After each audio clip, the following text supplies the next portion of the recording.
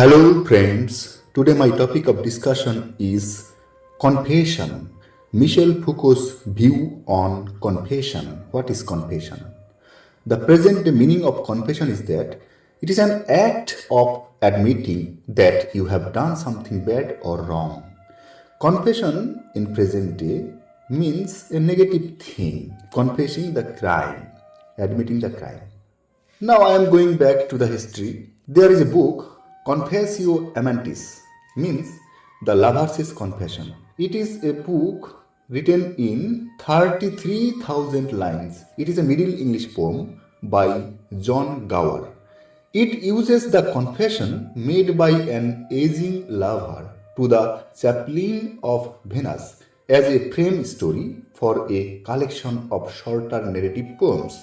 It was composed at the request of Richard II. It stands with the work of Chaucer, Langland, and the Pearl poets as one of the great works of late 14th century English literature. Another book, The Confessions, published in 1782. It is an autobiographical book by Jean-Jacques Rousseau, a French philosopher. It covers the first 53 years of Rousseau's life. It was published in 1782, 4 years after Rousseau's death.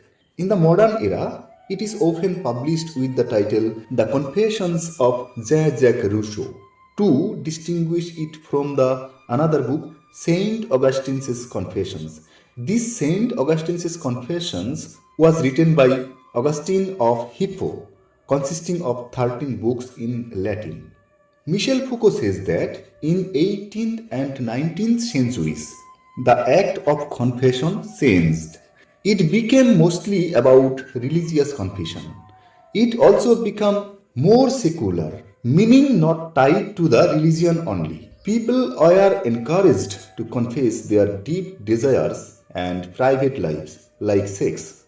These confessions were then used as information by social scientists to create ways to control society.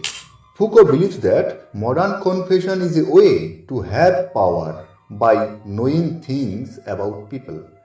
Knowledge creates power over others. The confession is central to Foucault's understanding of the workings of power. In the book, The History of Sexuality and Introduction, Foucault describes how Western societies have established the confession as one of the main rituals we rely on for the production of truth. He outlined how a continuous incitement to discourse and to truth emerges concurrently with an ever-expanding array of confessional techniques beyond those confined by the Christian Church. These helped to give the confession a central role in the order of civil and religious powers. The confession is one of the West's valuable techniques for producing truth. We have singularly become a confessing society. The confession plays a part in justice, medicine, education, family relationships, and love relationships, in the most ordinary affairs of everyday life, and in the most solemn rites. One confesses one's crimes, sins, thoughts and desires, illness and troubles with the greatest precision, whatever is most difficult to tell. In pleasure and pain, in public and private, one confesses to parents, to educators, to doctors, to the lovers, to oneself. Western man has become a confessing animal. According to Foucault, in the West, the obligation to confess is now relied through so many different points that we no longer perceive it as the effect of a power that constrains us. We are accustomed to believing that power constrains us, holds us back, and pins us down. We believe that we can finally become free only through confession, through the revelation of all of that is inside of us. Sex has become a privileged theme of confession, a form of confession that compels individuals to confess any and every sexual peculiarity. Its effect reinforces heterogeneous array of sexualities. Foucault believes that sexual interdictions means sexual prohibitions are constantly connected with the obligation to tell the truth about oneself.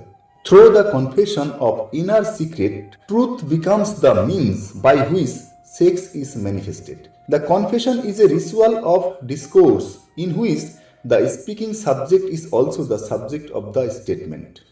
Within a power relationship, the authority uses confession as a resource, a tool by which the individual can be assessed and dealt with in accordance with the wishes of the authority. The confession of truth requires effort, for the revelation of the truth must overcome resistance. The confession of truth has the effect of modifying the person making the confession. Confession works directly on the confessor. It may or may not give a sense of liberation, of being unburdened, or being forgiven for sins. The confession does not work as a top-down power structure, not dictated from above. Rather, it works by presupposing the existence of a secret that must be revealed in order to liberate and to reveal the hidden essence of the confessor. The confession was once something that was performed in ritual. Confession was done through medicine, psychiatry, and pedagogy, studied, categorized, and analyzed. The confession and the confessor has thus become an object of study within fields of scientific research that themselves have emerged from discourse surrounding the confession. The confession, he argues, has become impressed into the service of a scientific discourse. Sex is everywhere, therefore, the confession is everywhere. For by confessing one's sexual minutes, one discovers the hidden secret of oneself. At least, this is the promise of the confession. But this will to knowledge is used as a tactic of power within the discourse of sex. This tactic began in early Christian church, resulted in an institutional incitement to speak.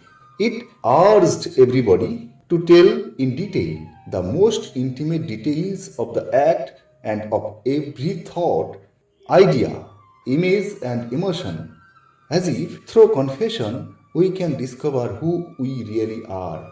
Foucault understood these truth games that human beings use to understand themselves. Foucault's commentary on confession is situated within his analysis of scientia sexualis, in which sexuality has become an object of science.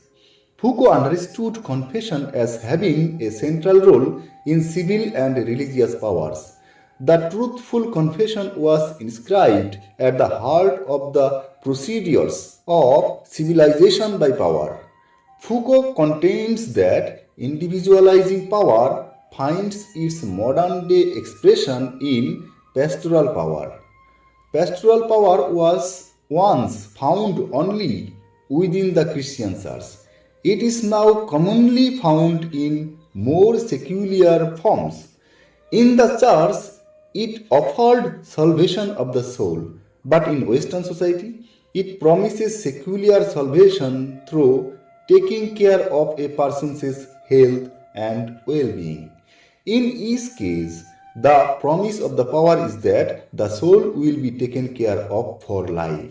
The price of the care of the soul comes at the cost of intimate confession for pastoral power.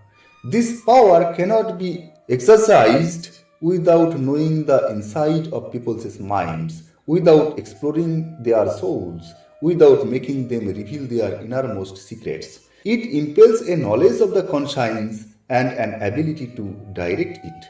Foucault's thoughts on confession take a recursive loop back to the Panopticon.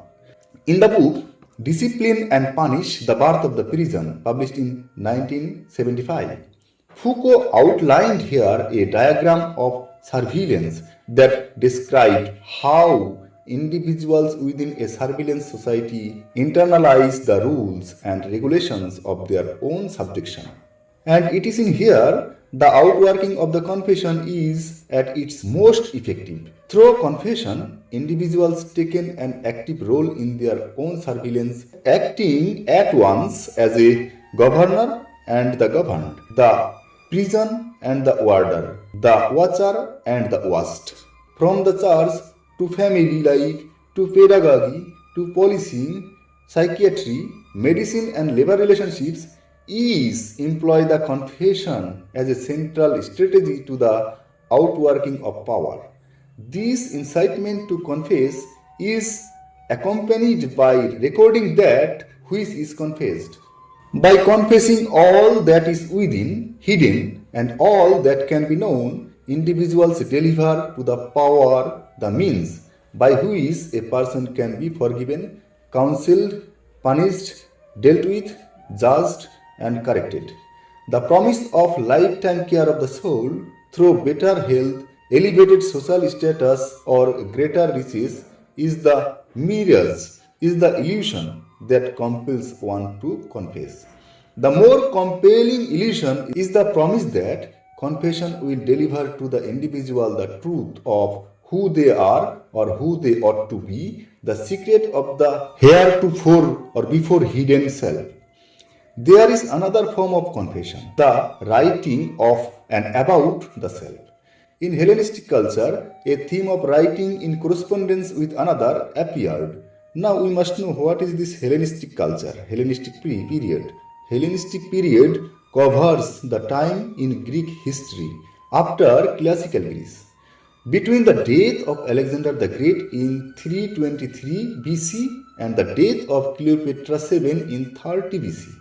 This period was followed by the Roman Empire, as signified by the Battle of Actium in 31 BC and the Roman conquest of Ptolemaic Egypt. This writing addressed the nuances of life and mood. The experience of oneself was intensified and widened by this act of writing. The focus of writing was often of bodily sensations, but there was an examination of conscience, something that could later be found within the Christian confession. This examination of conscience begins with the letter writing. Diary writing comes later, dates from the Christian era, and focuses on the notion of the struggle of the soul. This form of writing was a part of the Greek practice of taking care of oneself. This practice differed from the Delphic principle, to know yourself. What is Delphic principle? It says collective wisdom is greater than individual knowledge. From this Delphic principle, the Greek writing principle was different. These writings became a kind of daily stock take of what was to be done and what was actually done.